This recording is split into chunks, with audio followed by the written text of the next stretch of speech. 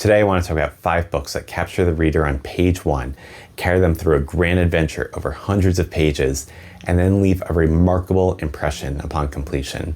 Each of these books are marked by their masterful storytelling, but they have some element that takes them beyond typical page turners, either characters that you don't find anywhere else in literature, or unique settings, or action scenes that unfurl like set pieces from a Hollywood movie. Something that helps them imprint in your mind for years to come. But storytelling is at the forefront. First, Lonesome Dove by Larry McMurtry. And there's a big problem with Lonesome Dove. You're going to love it so much. And when you finish reading it, you're going to spend so much time trying to find another book that arrests you and engages you in the same way as Lonesome Dove. But you won't. It's singular. There is no Lonesome Dove 2. Eventually, you'll settle on accepting that other books can move and engage you in similar but their own ways, unique to those authors. Lonesome Dove tells the story of 2 aging Texas Rangers, Call, this gruff compassion, very by the book, rigid, and his best friend Gus, who's much more lax and is opposite in many ways, as they engage on one last cattle drive north. But what's so striking about Lonesome Dove is it captures this grand panorama of the American West, and at the same time it is so excellent in these intimate portraits of each of the characters throughout the book. One of the ways this book made me fall in love with reading was it was the first time where very minor characters really moved me, and I didn't know a book could have that power. And it happens throughout this story. It's not a one-off, it keeps happening. Larry McMurtry wrote dozens of books. Lonesome Dove was published in 1985, and he wrote 3 others in the Lonesome Dove saga. His book quality ranges from really good to pretty messy to kind of wondering how did this get published. But if you're looking for more Lonesome Dove, I would go and read those other 3 in the series. I do recommend that you take some time before going to those. So after reading Lonesome Dove, I jumped right into Streets of Laredo, which follows sequentially in the story. And I was just disappointed. It did not reach the same epic heights. And then a year, maybe 2 years later, I read Dead Man's Walk. And again, a smaller scale of a story, but I enjoyed being back with the characters. And that was similar to Comanche Moon. Comanche Moon has some real strong points, but also some real weak points. To me, that book was the most uneven of the 4. So Lonesome Dove, one of my all-time favorites. A Soldier of the Great War by Mark Halperin is the kind of book that inspires you to live a complete life, and by doing so, appreciate each of the moments in your life and how fleeting they are. Mark Halperin, he's a master prose stylist, maybe one of the best in American literature. And what he does is he combines this really expansive poetic language with elevated adventure stories. And I think A Soldier of the Great War is his best deployment of those 2 talents. A Soldier of the Great War tells the story of an aging Italian professor, Alessandro, and he's reflecting back on his life, the Great War being World War I, of course, and all of the moments he's lived through of love and loss and reckoning with that. Mark Halperin loves telling stories about soldiers who are driven by love. And many of his books have this very romantic patina over Europe. Sometimes he writes about New York, but in this one really Europe-focused, that make you want to travel, makes you want to engage in so many of life's ups and downs. So in Soldier, I'm struck by how he can write a riveting war scene and then switch over to more of a comic scene about bureaucracy crushing an individual, and then these really beautiful love scenes, or an extended aside about aesthetics. He has a wide range of knowledge and a beautiful grasp of language. If you read it and you enjoyed it, check out Memoir from Ant-Proof Case. It's kind of a mini version of this book. Same themes, soldiers and love and international travel and exploration, and that one has a bit more about caffeine in it. He probably hit his critical peak with a book called Winter's Tale. That one engages more in magical realism, also beautiful. That one's based in New York City. And then one of his early books is called Refiner's Fire, again about a soldier in love, overcoming. That one's pretty good too.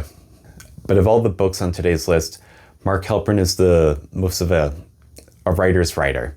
This gift he has for poetic language is so expansive and so beautiful. It really lends itself to stopping and contemplating whenever you're reading him. And I think in this book, he hones it really well. Shogun by James Clavell.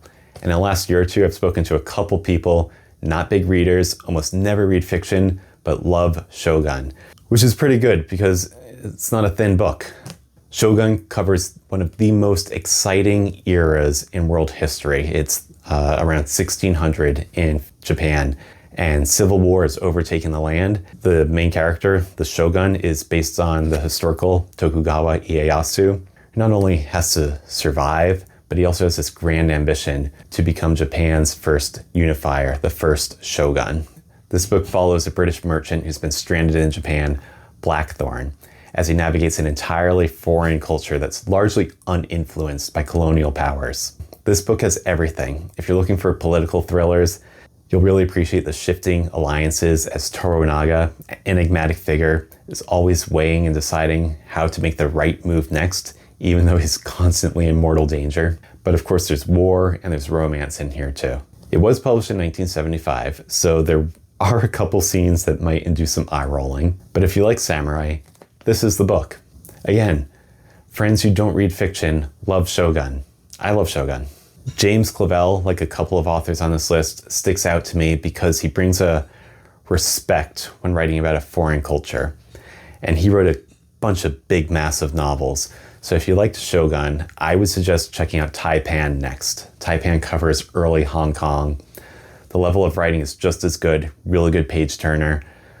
Unfortunately, it doesn't have samurai or the heights of the Civil War that evoke the same scale of drama, but really good. And then if you wanted something shorter, check out King Rat. King Rat about some World War II POWs. That one's really good. Here's a book on my wish list. I want a very skilled Japanese author to write a grand American Western cowboy epic. That's what I want to read. Next up is Aztec by Gary Jennings. And in this book, similar to Shogun, you're following a single character through their experiences in a foreign, unfamiliar civilization. In this case, it's the Aztec Empire in the 16th century.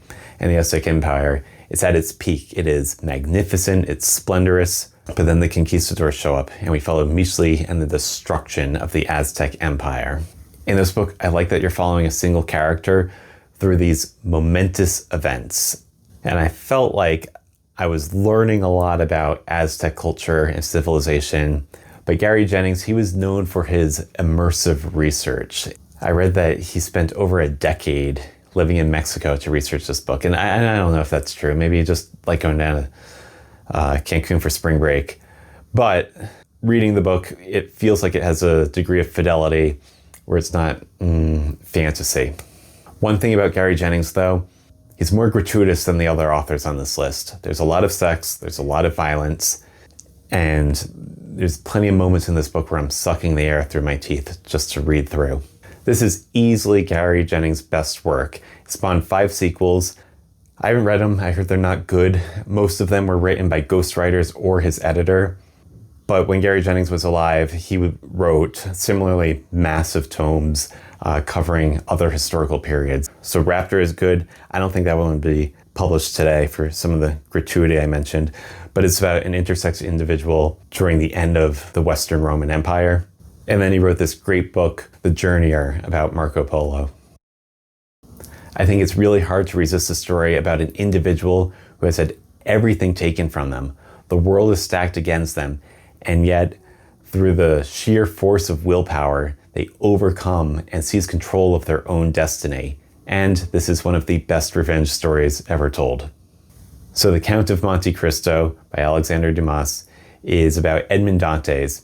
He's imprisoned wrongfully. He loses the love of his life. Over a decade of his life, he plots revenge, and he exhibits willpower and focus and patience, and he goes after those who wronged him. But of course, revenge isn't enough. He's got to end up better than where he started off. And that's part of the fun of this book, over 1,000 pages long. One of the things about The Count of Monte Cristo and Alexander Dumas came out in the mid-1800s, and he was trying to write the most entertaining story as possible for as wide an audience as possible. This guy, he was the literary Mr. Beast. There were no literary aims of pretension. He was just trying to tell a good story, and it carries forward and still has its power today. I had this job as a teenager when I was reading this book. It was a summer job in a copy room, right? So I'd go in the morning and I'd tee up all the copies I had to make for that day. And I'd set it off and I'd just sit in a chair and I'd read all day. Just me, no one else around. And it's the best book I read that summer. But I'm sharing this because when you read a really great book, it creates this indelible memory of where you were at that moment in your life, and generates a fondness for your own past experience. So it's again in Monte Cristo. If you enjoyed that, check out Three Musketeers. I did not find that had the same propulsive force, but it was written right around the same time. It's a fun adventure story, great page turner, also serialized when it came out. Really good book, just pure fun. So that's 5 big books that can fill a season in your life. And let me know if you have any more to add. And Lonesome Dove, it's so good. Can you even be a booktuber if you don't talk about Lonesome Dove? I could just go on and on and on and on.